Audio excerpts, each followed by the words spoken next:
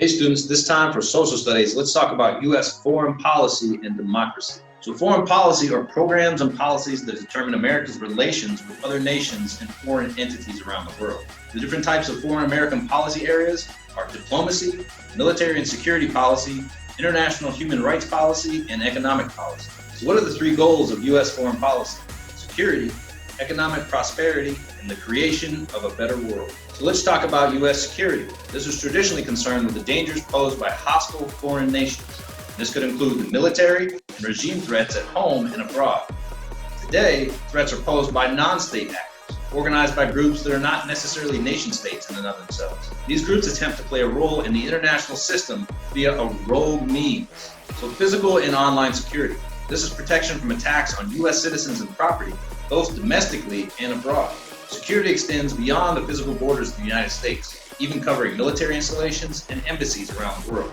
Technology leads to new concerns about intelligence hacks, protecting power grids, and massive fraud and theft that can happen to the public. And as a part of U.S. foreign policy, there's talk of preventive war.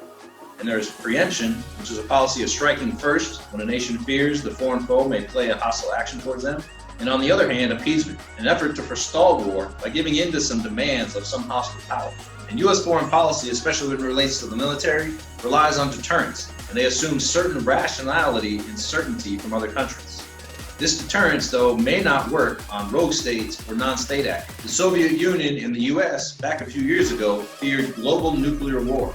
Neither would directly attack on each other, but the fact that both of them had nuclear weapons was a deterrent.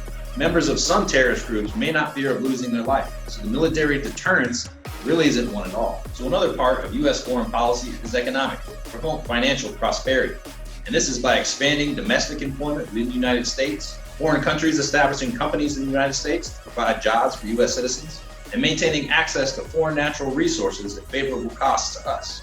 They also promote foreign investment in the United States and trying to keep tariffs and fees low so that lowers prices for citizens on goods and services. The United States wants to promote exports of its products and discourage imports from foreign countries. And they can also level tariffs or taxes on these imports. Countries sometimes reciprocate on these low tariffs and are granted most favored nation status. That means those nations trade with each other frequently and favorably.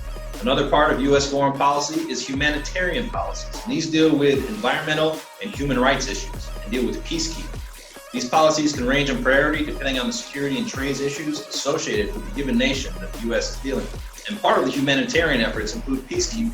The United States sends troops and resources to the United Nations, and these people and resources protect civilians from starvation, homelessness, and abuse. Humanitarian aid and resources are also provided in times of natural disasters, and they give funds, military, medical support, and logistics support to those areas of need. And the President of the United States dominates foreign policy matters. They directly set the foreign policy strategies. They appoint ambassadors and military appointments. They have relationships with other foreign heads of state. Congress has a role, but it's less influential than the president's. In courts, interest groups, and public opinion also play a part in developing U.S. foreign policy. So we talked about some of the issues and facts relating to U.S. foreign policy, the strategies, resources, and appointments through peacekeeping and humanitarian aid. It's a complicated process, and there are many issues, especially dealing with individual countries. And hopefully the leaders of the United States will do what they need to do to keep America safe and make the world a better place.